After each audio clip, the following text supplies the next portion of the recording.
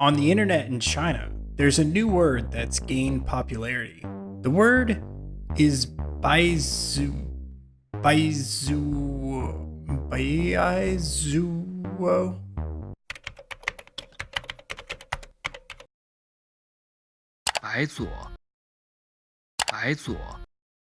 On the internet in China, there's a new word that's gained popularity. The word is directly translated. The term means white left. It's used mockingly to describe the West. I like China. I just sold an apartment for $15 million to somebody from China. But not the version of the West we're all used to mocking. The Bible-thumping, racist, and uneducated West. China has total respect for Donald Trump and for Donald Trump's very, very large brain. Instead, it's used to mock the part of the West we all assume is right. The enlightened, educated, liberal West.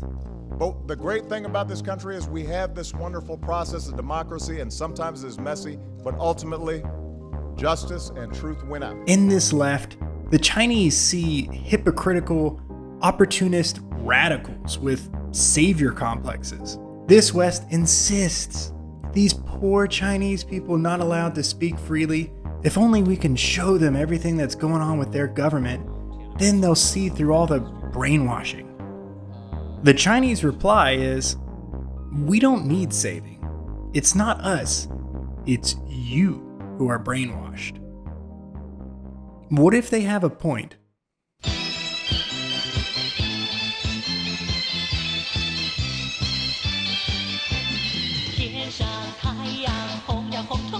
In the West, there are two side-by-side narratives concerning China.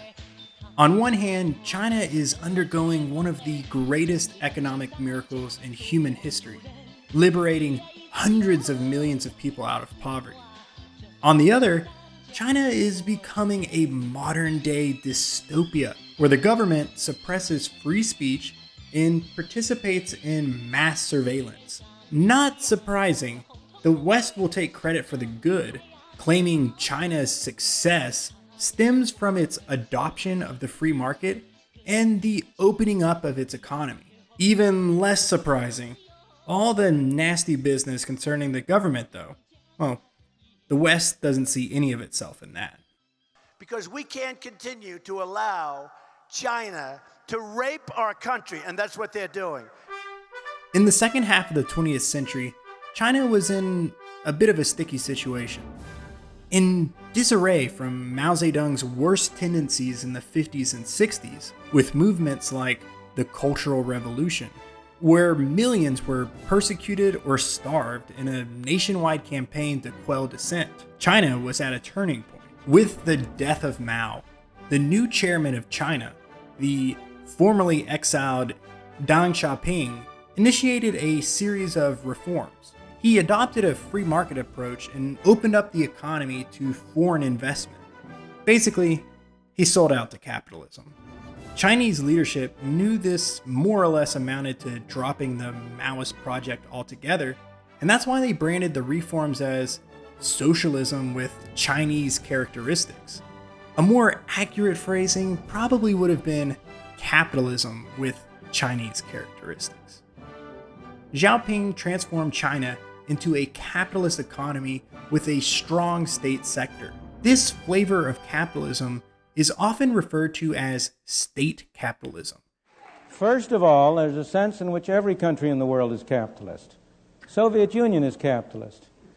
Every country in the world has large capital under control. And the real question is, of course, the organization whereby the capital is controlled. And though it was a failure under previous regimes, most notably in Stalinist Russia, the growing trend in world economies has slowly moved in this direction, with success in China no doubt being a major influence. A Western liberal might argue that even if you consider the Chinese economy as capitalist, it's the government system that's communist. The Marxists would argue that the economic system is what explains the political system. But In good faith, let's take the reply earnestly. If this is the case, then it would follow that there should be substantial differences in the countries that adopt the politics of capitalist democracy with those that adopt a capitalist communism. Sure, there are some differences, but the similarities are more telling, and they are often what's ignored by the West. So this is your original form, very much. Yeah, it really is. 这就是原来的文化。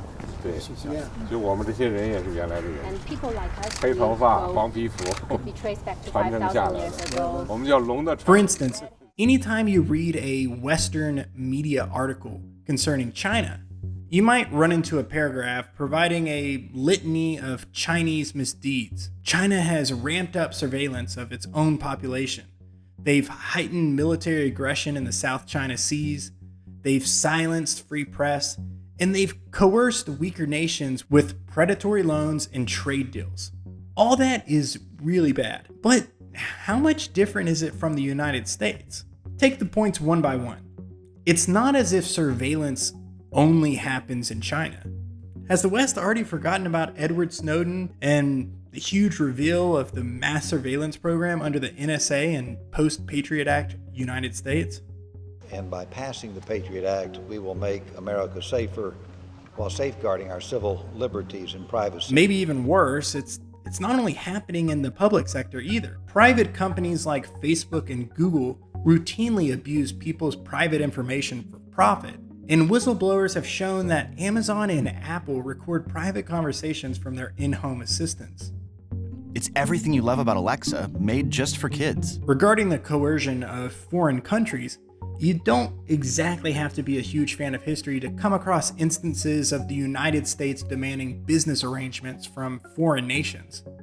There are dozens of examples, but the business terms of the Panama Canal or the dealings of United Fruit in Guatemala are egregious ones. As far as China's escalations in the South China Seas, the US is still much more aggressive. For starters, how aggressive is it that the United States has a huge naval presence outside of China to begin with? Reverse the scenario and pretend there were a large Chinese naval presence in the Gulf of Mexico. Do you think the US would just be cool with that? The dude minds. This will not stand, you know? This aggression will not stand, man. The last time a superpower threatened the United States in the Caribbean, the entire world was moments away from nuclear annihilation in the Cuban Missile Crisis. Finally, there's no doubt the free press is one of the great achievements of the West. But it's also true that privately owned media has proven to be every bit as manipulative as state-controlled ones. This is a new, radical, extreme, socialist Democratic Party. And without oil and gas, the lifeblood of our economy, well, in a matter of weeks, the American dream will collapse. And how concerned for the free press did the United States appear when it ignored the murder of Jamal Khashoggi, one of its very own journalists, simply because it was inconvenient for its political partnership with Saudi Arabia? Did the West refrain from any of these misdeeds because of its democratic values? Quite the opposite. It usually claims it's behaving for the good of these democratic values. China does the same in the name of its communist values. This is not to say that there aren't differences, but in the eyes of a victim, it's probably hard to care. If your next door neighbor was a peeping Tom, would it be okay if you found out he was a Democrat instead of a communist? The truth is that all countries are big and so full of good and bad activities that you can make the worst countries sound amazing and the best countries sound terrible if all you have is a paragraph to do it in. For example, imagine a country with a strong state capitalist culture, fueled by the exploitation of natural resources, particularly oil, which has one of the lowest female participation rates in high-paying STEM fields, with a flourishing white nationalist movement and home to the biggest white nationalist act of terror in modern history. That country is Norway, one of the happiest, most developed countries in the world, and a common example of a successful society.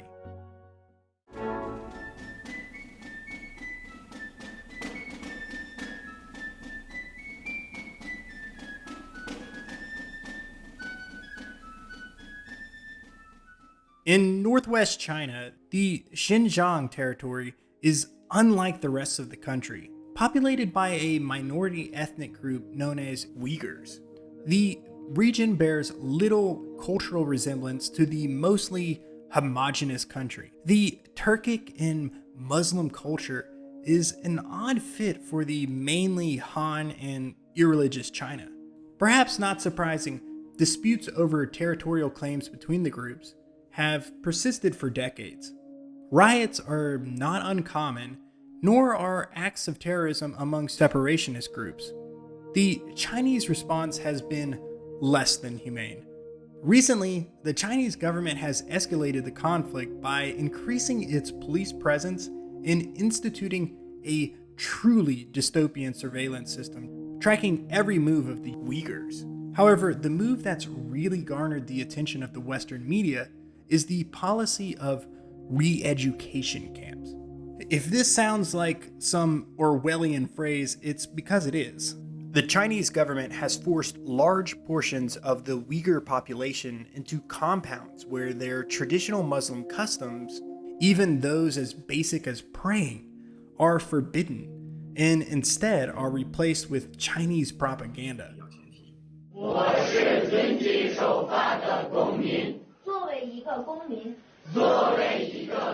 A particularly horrifying detail is the campaign's focus on children, where young people are literally stripped away from their families and put in camps. Men ballarımni başka şehirlerge yötküyüp de yani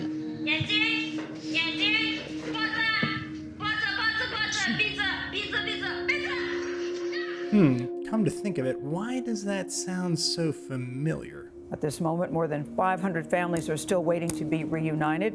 That's the good news, but the very bad news is another 463 parents have been deported without their children, and word is they may never be reunited. The Chinese policy of re-education camps is straight out of a science fiction dystopia narrative, and the Western media has been instrumental in shining light on the issue. However, where the media has not been as helpful is in the conclusions it usually draws from it. Take, for example, this article in The New Yorker covering the Chinese science fiction author Liu Cixin. After the wild success of his blockbuster trilogy, Remembrance of Earth's Past, Liu has become not only a prominent figure in science fiction, but something of a cultural phenomenon, with shoutouts from none other than Barack Obama himself. After the standard paragraph or two priming the reader with a slate of Chinese misdeeds from Tiananmen Square to the one-child policy, the interviewer decided to inch the conversation towards politics, despite Liu's repeated reticence to speak on the issue. The conversation reaches a climax when the reporter brings up the Uyghurs and the re-education camps. Liu defends the government, replying with, "Would you rather that they be hacking away at bodies at train stations and schools and terrorist attacks? If anything, the government is helping their economy and trying to lift them out of poverty." The reporter is so shocked by the response, she asked Liu if he ever thought he might have been brainwashed. The implication is clear. How could anyone possibly consent to their government participating in some horrible domestic policy unless he or she were brainwashed?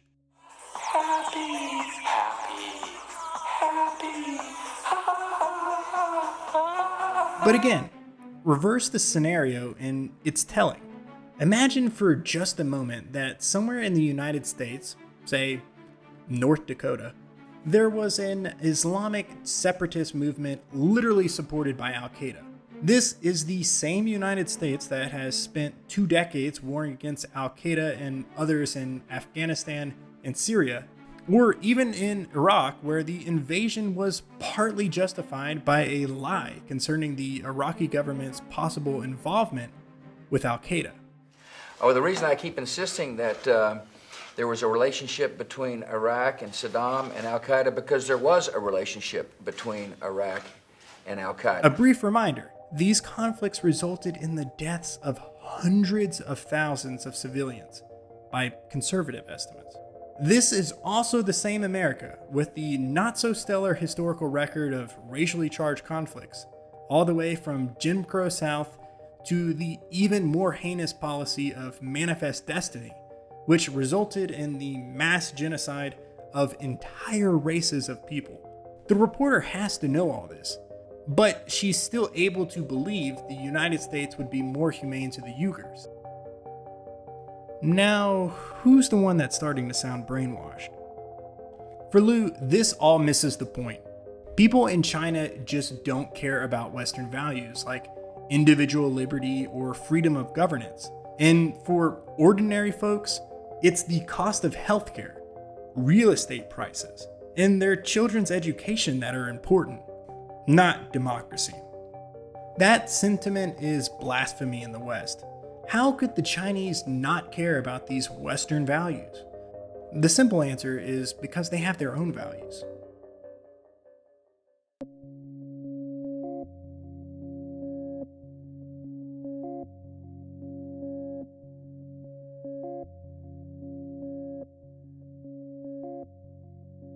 Most Western countries model their government under the values established by Enlightenment thinkers, like John Locke and Jean-Jacques Rousseau.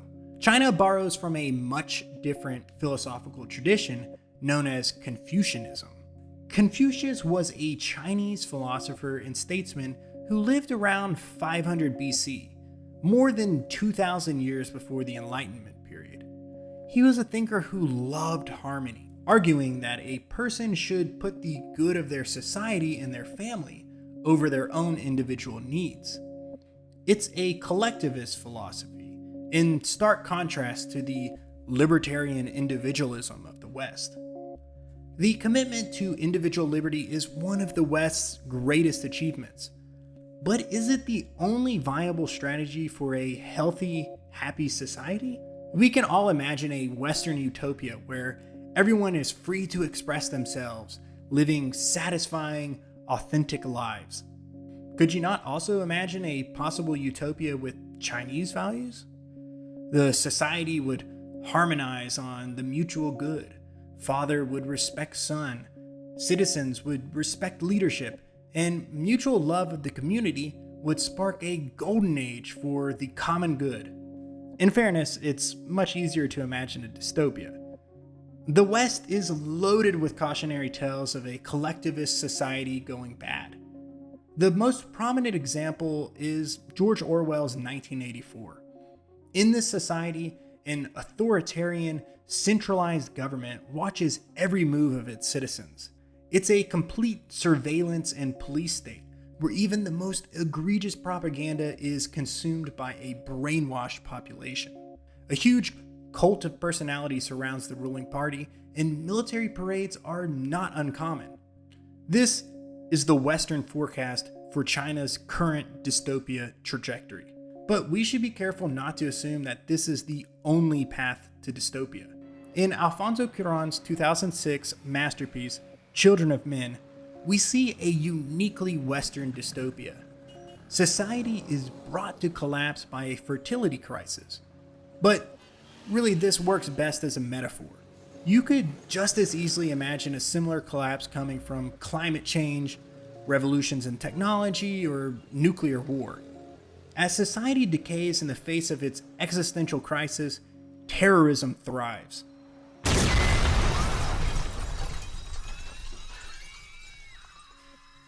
Border tensions flare up. Migrants are caged. War is everywhere. Countries face external pressures, but also internal insurrection. The wealth gap has exploded, and the wealthy hoard all the cultural treasures while most in the world starve and struggle. The pharmaceutical industry calms the population, and there's even a marketed suicide kit that's constantly advertised. This is capitalism's dystopia, and it doesn't come despite Western values. In fact, it's a direct result of the commitment to and perversion of those values. It might be the case that Chinese values are bad in themselves, that the emphasis on community over individual is bad as such. The role of political criticism resides in highlighting those areas where those values can be perverted. This is where Western criticism is valuable. It shows how the Chinese values can lead to a dystopia. But the danger of this lies in the following implication that it's the values that are creating the dystopia, and not their perversion. As if the solution is to replace Chinese values with Western values. The failure in this line of thinking is that it ignores the dystopias that form from the perversions of Western values. The possibilities for human misery are many, and they are not bound to the imaginations of just one value system. The worst part of all this is the sense of inevitability. It feels as if it's certain something like dystopia is on the horizon. In the New Yorker piece, the politics debate ends with Liu telling the reporter, "Here's the truth.